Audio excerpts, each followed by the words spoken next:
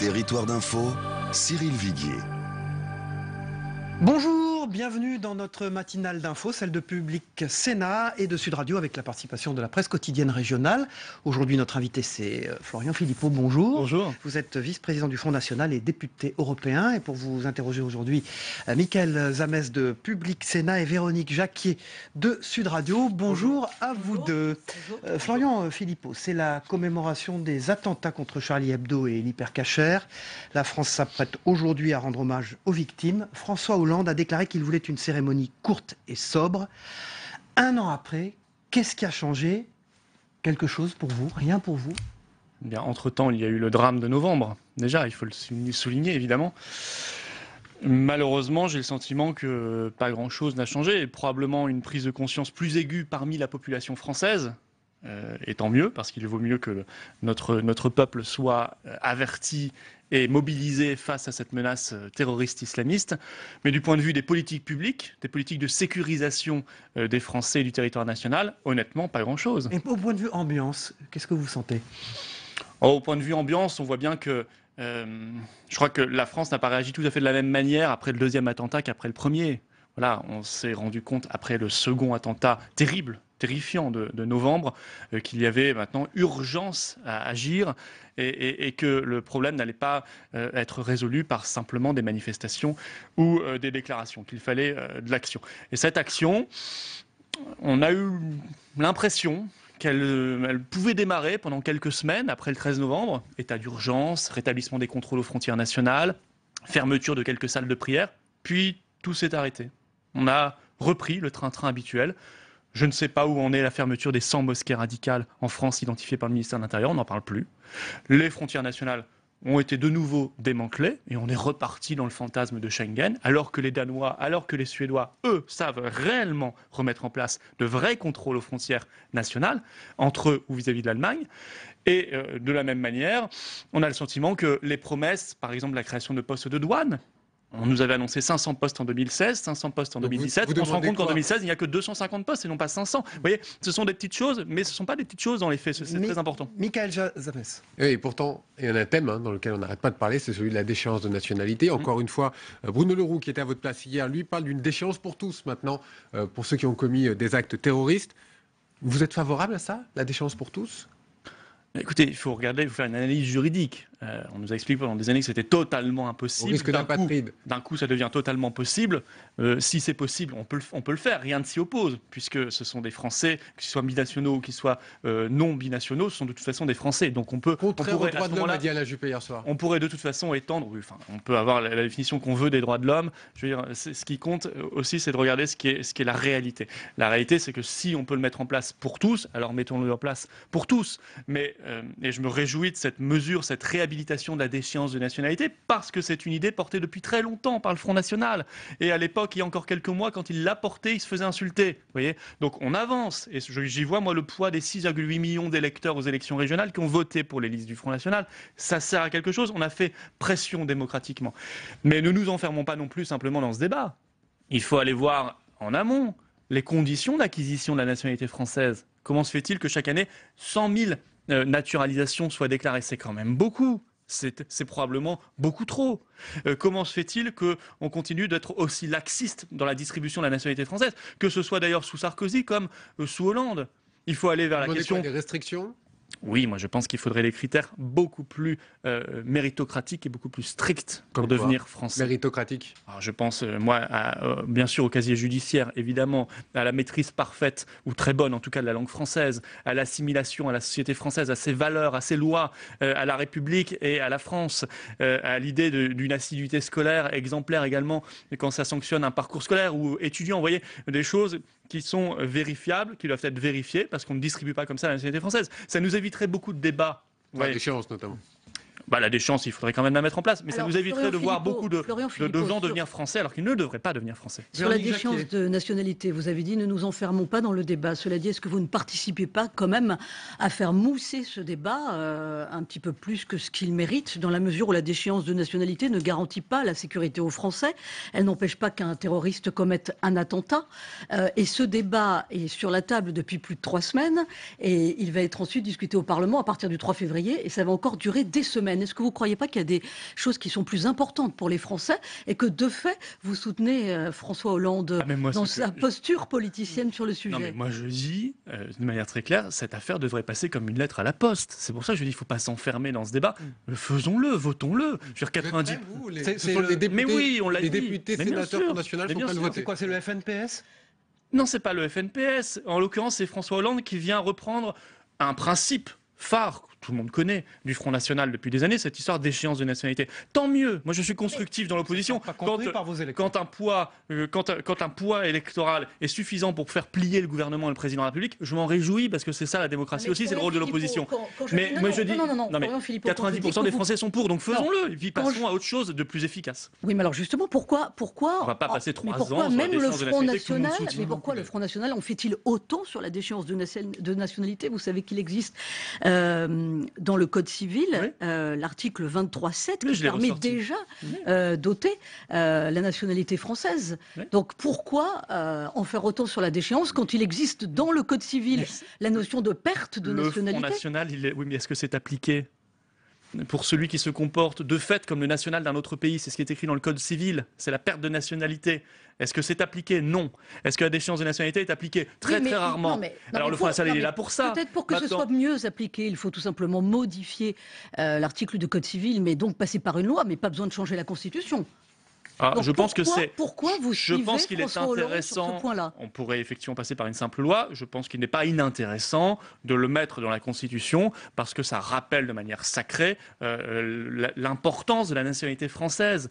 Mais moi, ce que je dis, vous dites que le Front National fait vivre ce débat. C'est lui qui l'a créé, ce débat, effectivement. Mais il n'est pas là pour qu'on en parle. Le Front National ne souhaite pas qu'on parle pendant 3 ans des choses évidentes. Si c'est évident pour tout le monde, et je crois comprendre que c'est évident pour l'opinion publique française, il y a des sondages qui montrent que c'est soutenu par 86% des Français. Eh bien alors faisons-le, votons, faisons cette révision constitutionnelle et ensuite utilisons ce principe et faisons une extension de la déchéance de nationalité pour tous les crimes graves. Vous voulez aller jusqu'au crime de sang, c'est ça? Mais bien sûr. Ça peut aller jusqu'à beaucoup plus loin alors. Mais non, mais les crimes de sang, ce sont des crimes graves. Et puis en amont des attentats, pas simplement les personnes condamnées pour les attentats. Si vous vous entraînez, vous êtes dans une entreprise djihadiste, vous allez en Syrie, en Irak, vous préparez à faire des horreurs en France, vous ne méritez pas d'être français. Et on pourra ensuite vous expulser du territoire national. Non mais vous êtes dans la surenchère, vous alimentez le débat sur la déchéance de nationalité. Je répète ce que j'ai toujours dit. On a commencé cette interview, vous avez dit que depuis 1 an, il n'y avait rien eu sur l'aspect sécuritaire, en tout cas rien de probant. Donc le Front National, pour conclure ce thème-là sur la déchéance de nationalité, que propose le Front National 1 an après les attentats contre Charlie Hebdo pour rassurer les Français sur l'aspect sécurité? Je vous ai dit, sur la déchéance, cette vision complète et cohérente, mais on peut le faire dans les 2 semaines qui viennent et ce sera terminé. Sécurité, 2, rétablissement définitif de nos frontières nationales. C'est indispensable. La Suède vient de les rétablir vis-à-vis du Danemark, le Danemark vis-à-vis de l'Allemagne. L'Allemagne est un pays qui a accueilli plus d'1 million de migrants l'an dernier, il y a quelques jours, l'année qui s'est terminée. Il faut que nous ayons des frontières nationales. Ça suppose effectivement des remises en cause idéologiques profondes pour certains. C'est-à-dire arrêter de considérer l'Union européenne comme un dieu, comme une vache sacrée qui ferait toujours bien. Non, elle fait mal, elle nous met en vulnérabilité, que ce soit en matière d'ailleurs sécuritaire comme en matière économique et sociale. Ça, on pourrait revenir aussi. 2, rétablir réellement des effectifs de police, de gendarmerie, militaire, de douane, de renseignement, et pas du saupoudrage, et pas de la poudre aux yeux, et pas des discours. Réellement. Et les services savent que réellement, les postes annoncés ne sont pas encore au rendez-vous, ne seront pas totalement au rendez-vous. Et puis redoter la France d'une véritable force armée militaire. Ça, c'est très important aussi, parce que l'armée française, malheureusement, est affaiblie depuis des années. Michael Zamès, conseil régionaux, le Front National sera dans l'opposition. Oui, mais aussi des questions économiques, et on va venir évidemment sur les conseils régionaux, parce que ça a aussi une incidence sur l'aspect économique et sur le chômage. Vous avez Bertrand qui a proposé 60 000 emplois, et François Hollande, lui, 500 000 personnes en formation, 1 milliard d'euros. Formidable. Oui, formidable, vous dites formidable. Vous applaudissez. Moi je dis 2 millions, 3 millions pendant qu'on y est. Bon, on a compris que vous étiez ironique. Non mais je veux dire, moi j'aimerais qu'on vise à réduire ou à régler même le problème du chômage. C'est pas une fatalité. Et ça ne peut pas le faire. Alors, par 1 milliard d'euros de formation supplémentaire pour 500 000 personnes, si je calcule bien, ça fait 2 000 euros par an et par personne. C'est très très faible pour une formation. Et je pense que le seul objectif, je vais vous le dire très clairement, c'est de faire sortir des gens statistiquement du chômage. Ce sont des chômeurs catégorie A qu'on arrivera à faire basculer en catégorie D et E. Et donc, quand le gouvernement nous donnera tous les mois les chiffres du chômage, ils n'apparaîtront plus dans les chiffres du chômage. Manipulation ? Ça veut dire que François Hollande pense à sa candidature en 2017 et il pense à sa promesse, je ne pourrai me présenter que s'il y a inversion de la courbe du chômage. Alors c'est sûr que si on tord la courbe du chômage statistiquement en faisant basculer des chômeurs, il pourra donc arriver en 2017 comme une fleur en nous disant « Regardez, je peux donc me présenter puisque j'ai respecté ma promesse ». Tout cela est un petit peu visible. Si on veut vraiment, quant à M. Bertrand et ses 60 000 chômeurs qui redeviendraient travailleurs via le conseil régional, quand on connaît les moyens du conseil régional, il faut arrêter de mentir. C'est-à-dire qu'il n'a pas les moyens de ses ambitions ? Si on veut redonner confiance en la politique, arrêtons de raconter n'importe quoi aux Français. J'ai envie de dire ça à M. Bertrand, parce que dans un an, les Français du Nord-Pas-de-Calais-Picardie se rendront compte qu'il n'a pas créé évidemment ces 60 000 emplois simplement avec le petit budget du conseil régional. Le Front National, il dit que l'emploi ne doit pas être séparé de la politique économique et qu'il faut retourner l'économie vers la production, c'est-à-dire viser la réindustrialisation de notre pays sur les industries modernes. Et donc tout ce qui en découle, les PME, les TPE, les services qui découlent de l'industrie. Mais il n'y a pas d'emploi sans industrie moderne, sans révolution technologique. Et cela, on ne pourra le faire que si on accepte, d'avoir une économie qui soit adaptée à nos besoins, donc d'avoir une monnaie adaptée à nos besoins, d'avoir des frontières qui nous protègent, comme en matière sécuritaire. Et là aussi, il faudra des révolutions idéologiques pour certains, qui nous protègent de la concurrence internationale déloyale, parce que tous les pays du monde le font. Alors arrêtons d'être les dindons de la farce, de faire du patriotisme économique, d'avoir une justice fiscale réelle pour aider les petits, ceux qui créent de l'emploi, vous savez, les petits génies qu'on a en France qui créent les emplois de demain, qui ont les idées d'innovation d'aujourd'hui, mais généralement leur entreprise meurt au bout de 3 ans, 4 ans, 5 ans, parce qu'elle est accablée, parce qu'elle a des problèmes de trésorerie. Donc il faut, eux, les aider. Par contre, faire payer les très gros. Les très gros du CAC 40 qui ne payent pas suffisamment d'impôts en France. Vous voyez, c'est toute une refonte. Alors, une réorientation du modèle économique vers la production. Concrètement, votre politique à l'échelle des conseillers régionaux, puisque vous êtes dans le rôle d'opposant, votre stratégie, à vous ? Ce sera, moi, dans le Grand Est. Hier, nous avons, pour ma part, inauguré le conseil régional d'Alsace-Champagne-Ardenne-Lorraine, où je préside le principal groupe d'opposition, 46 élus du Front National. Ce sera de porter les idées qui ne sont pas portées par les autres et qui correspondent à nos idées, à nos convictions. Moi, j'ai eu 800 000 électeurs, ils ont voté pour les services publics dans la ruralité, le train et le lycée, ceux qui dépendent du conseil régional. Ils ont voté pour plus de démocratie locale, pour qu'il y ait des référendums locaux, qu'on les écoute, qu'on les réimplique dans les décisions. C'est le chef de l'opposition. C'est ça, une opposition constructive. Ouais. Oui, nous sommes aujourd'hui, clairement, nous sommes le premier parti de France, donc de fait, le premier parti d'opposition. Vous êtes le premier parti d'opposition sur 4 régions sur 13. Oui, et nous le sommes, en ce qui me concerne, dans ma région. Oui. Moi, hier, j'ai assisté à quelque chose d'assez hallucinant. Le discours du nouveau président UMP, M. Richert, Alsace-Champagne-Ardenne-Lorraine, qui a fait une déclaration d'amour au Parti socialiste et au gouvernement de M. Valls. Ça marche, mais dans son discours. Pourquoi pas, mais tant mieux. Mais moi, je dis tant mieux. Je n'ai pas dit que j'étais contre. J'ai dit tant mieux. Mais vous parlez tout le temps de UMPS. Mais si ça fonctionne, pourquoi est-ce que ça... Je dis cette UMPS existe depuis des années dans les faits, sauf qu'il le cachait, il le mettait sous le tapis avant. Il faisait croire qu'il y avait un clivage entre eux. Aujourd'hui, il le révèle au grand jour, au moins dans le Nord-Pas-de-Calais-Picardie, PACA, Bourgogne-Franche-Comté, où la gauche qui dirige la région a appelé la droite à diriger des organes de la région, et chez moi, où la droite a fait une déclaration d'amour à la gauche et au gouvernement. Je dis tant mieux, parce que ça permet de ne plus berner les Français. Ils se rendront compte qu'ils sont ensemble, RPS aujourd'hui ou MPS avant.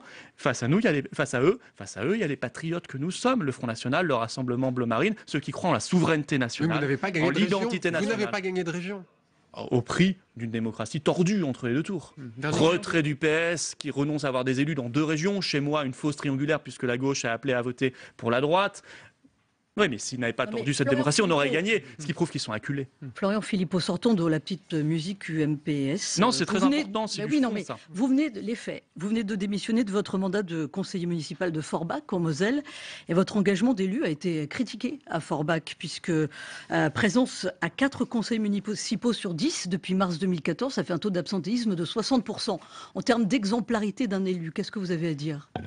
Alors, c'est tellement critiqué qu'au régional, dans la ville de Forbach, nous avons battu de 10 points notre record pour le Front National. Nous avons fait 45% au premier tour, figurez-vous. Dans la ville de Forbach, aux dernières élections régionales, il y a moins d'un mois. Non, mais c'est la marque FN. C'est pas la marque FN. Est-ce que c'est la marque Philippot ? En l'occurrence, c'était moi la tête de liste, et c'était moi le candidat. J'ai mis plusieurs Forbachois qui sont aujourd'hui élus conseillers régionaux. Reconnaissez qu'on n'a jamais autant parlé. Votre absentéisme. Parce que nous sommes un groupe, madame, nous sommes une équipe. J'avais 6 élus au conseil municipal. Moi, j'ai animé une équipe. Je ne suis pas le seul élu là-bas. Nous sommes une équipe qui peut tourner, qui peut représenter l'opposition. J'ai mis à l'honneur Forbach. Je veux dire, avec le maire, député-maire actuel, alors la plupart des gens ne savent même pas qu'il est député, tellement il est inexistant. Regardez, lui, ses statistiques de participation à l'Assemblée nationale et ce qu'il propose concrètement pour le pays, rien, strictement rien, comme pour sa ville. On ne parlait jamais de Forbach. Aujourd'hui, on en parle. Ouais. Alors moi, je suis heureux d'avoir réussi à proposer cela et ça a été adopté par les électeurs puisque j'ai augmenté de 10 points le record que nous avions jamais fait. Ça datait des européennes et des municipales, 35%, on est passé à 45%. Jean-Philippe, est-ce que le Front National, il nous reste peu de temps, est-ce que le Front National va changer de nom ou pas? C'est pas. Ça va se décider à la fin du mois. C'est pas vous, impossible. Personnellement, c'est pas impossible. C'est pas impossible, mais c'est à la présidente du Front d'ouvrir ou pas ce débat, et c'est à elle de le décider. C'est pas vous, moi. à titre personnel. Je ne suis que vice-président et non pas président. Et vous avez une influence. Vous, à titre personnel. Je dis, il faut regarder, est-ce que ce non-Front National qui attire des électeurs, mais qui en même temps peut constituer une barrière psychologique pour certains qui refusent même de nous écouter à cause de cela, est un problème ou davantage un problème ou davantage une force. C'est un débat qu'on peut avoir en interne et qu'on peut avoir avec nos adhérents. Le débat est ouvert. Florian Philippot, avant de vous quitter, Michel Delpech, Michel Galabru ont disparu. C'est une France que vous aimiez, celle-là? Oui, beaucoup. C'est vraiment une très grande perte pour la scène française. Musicale et théâtrale, cinématographique. Vraiment une très grande perte. Moi, j'aimais beaucoup aussi bien Michel Delpech que Michel Galabru. Et je pense qu'ils resteront éternellement familiers à nos compatriotes. Florian Philippot, vice-président du Front National et député européen. Merci d'avoir été l'invité de la matinale d'info de Public Sénat et de Sud Radio. On passe à l'analyse de l'actualité, de vos propos aussi dans cette matinale d'info avec les éditorialistes dans un instant.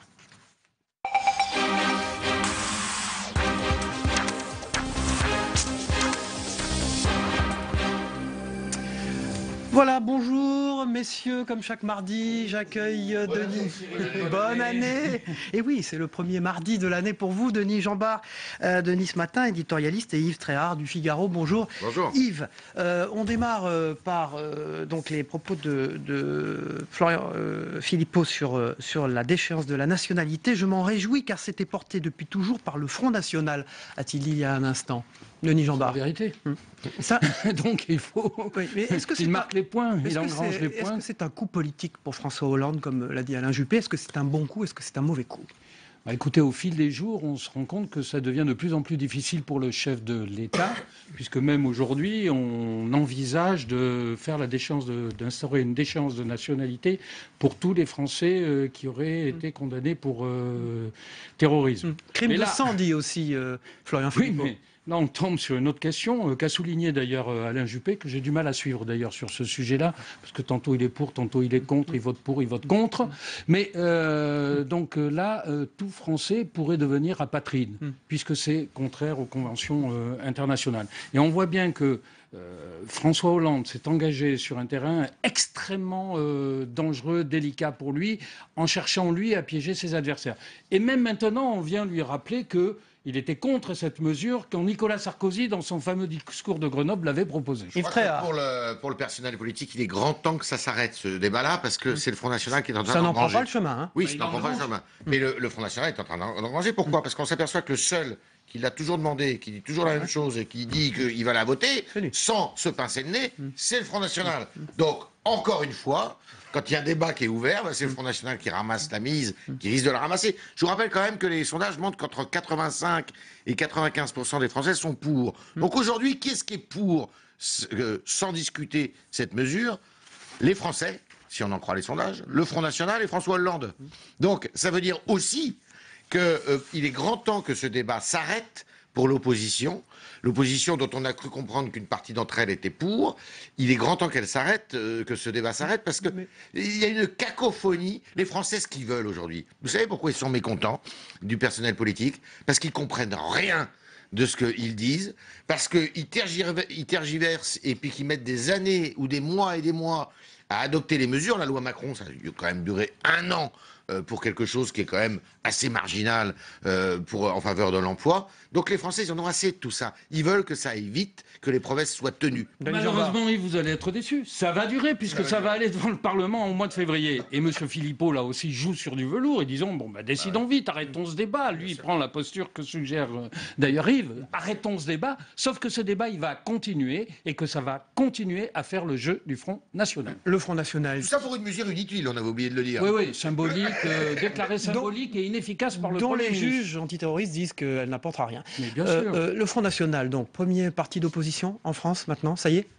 En tout cas, il le dans revendique. 4 régions, Il est dans 4 régions, 4 sur 13. je veux dire, Mais il le de manière revendique. chiffrée. Et de fait, il faut quand même rappeler qu'il a fait le score le plus élevé au premier tour des élections régionales Et départementales. et départementales. Et donc, ça fait 2 élections dans lesquelles il arrive clairement en tête.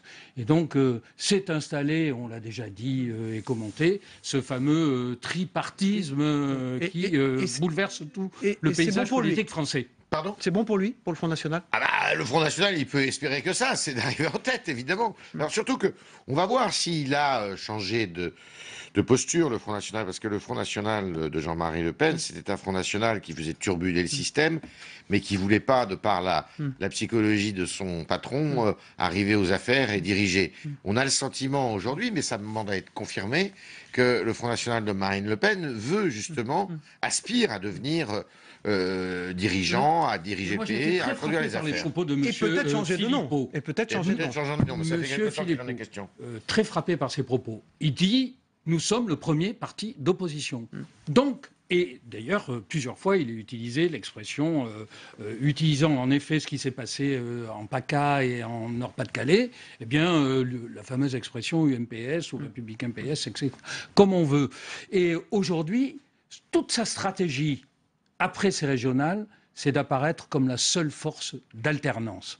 Et de fait, en partant dans ce débat sur la déchéance de nationalité qui a troublé complètement le jeu entre la droite et la gauche dite gouvernementale,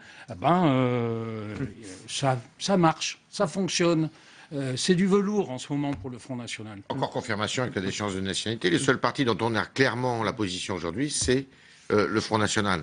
Alors que les autres, ils peuvent renvoyer, le Front National, c'est ce que fait Philippot, dire le débat UMPS, où ils sont tous d'accord pour ne pas être d'accord. Qui prend la hauteur. Voilà, exactement. C'est quand même un démon, quoi. FNPS aussi, quelquefois, puisque sur la déchéance de nationalité, il a l'air d'accord avec le président de la République. Non, avec le président de la République, Avec mais pas avec le FN Hollande. Oui, FN Hollande. Moi, je voudrais revenir un instant avec vous. Ça m'intéresse sur le sondage Odoxa là, qui donnait François Hollande et Nicolas Sarkozy totalement recalés pour la présidentielle, pour 3 Français sur 4, avec cette forte demande de renouvellement de la classe politique. Ça s'annonce difficile quand même, le remake. Vous savez, Cyril, vous me connaissez un peu, je lis les sondages très différemment de tout le monde. Quand on regarde François Hollande et Nicolas Sarkozy, on ne regarde que les chiffres de rejet. Il faut regarder l'adhésion. Dans ce moment très difficile pour eux deux, très difficile, puisqu'il y a un rejet très élevé, ils captent quand même 24% d'électeurs. Oui, mais c'est 24% d'indéfectibles, de fidèles, qui fait que dans n'importe quel combat, à l'intérieur même de leur parti, à mon avis, je crois que Yves est d'accord, je lui tire le tapis. Alors, ils gagneront. Non, il n'y a pas tort, Denis. Puis il faut quand même dire, parce que vous savez, les Français, ils sont paradoxaux, contradictoires et tout. Et le renouvellement, ils le trouvent justement chez un homme qui est le plus âgé des candidats potentiels et qui est dans le paysage politique depuis le plus longtemps. Donc, vous savez, tout ça, c'est à géométrie variable. Une photographie du moment qui ne veut rien dire. Attendez, ça veut rien dire. Quand ils disent le renouvellement, en fait, ils veulent un renouvellement de la pratique politique, les Français. Ils veulent, de l'efficacité. De l'efficacité. Et là, on est en train de discuter pendant des heures et des mois d'une mesure que eux-mêmes disent inutile, enfin les politiques. Et 2, ils veulent que les promesses soient tenues. Et qu'est-ce qu'on est en train de voir là, justement, avec le spectacle de la déchéance de nationalité? C'est que la promesse ne sera peut-être pas tenue. Et ben voilà, vous avez en résumé, en condensé, tout ce que les Français rejettent. Et ils veulent du renouvellement. C'est ce renouvellement-là qu'ils veulent. Eh ben, on va commencer par le renouvellement de la une de Nice Matin, comme chaque jour, Denis Jambard. Galabru, bien sûr, adieu l'artiste, avec une très jolie photo d'un Galabru souriant pour nos amis de la radio. C'est une France qui disparaît, ça, Galabru. C'est une histoire, c'est pas une France qui C'est un disparaît, symbole, mais ce sont c'est des symboles. 50 années ou 60 années de notre vie artistique et culturelle. Voilà. Ce qu'il y avait de frappant, surtout, je trouve, pour Delpech, c'est qu'il racontait notre histoire. Yves Tréhard, la une du Figaro, avec chômage, la manipulation de Hollande en titre, et un Galabru aussi qui continue La de jouer Galabru, comédie. ça me paraît, oui, c'est vraiment un monstre sacré. J'avais eu la chance de le voir avec Cobert dans un théâtre à Paris, interpréter un échange de lettres de Pagnol, qui était absolument magnifique. C'était il y a 4-5 ans et Merci. il était remarquable. Merci Yves Tréhard, merci Denis Jambard. On se retrouve demain à la même heure pour la matinale d'info de Public Sénat et de Sud Radio. Bonne journée.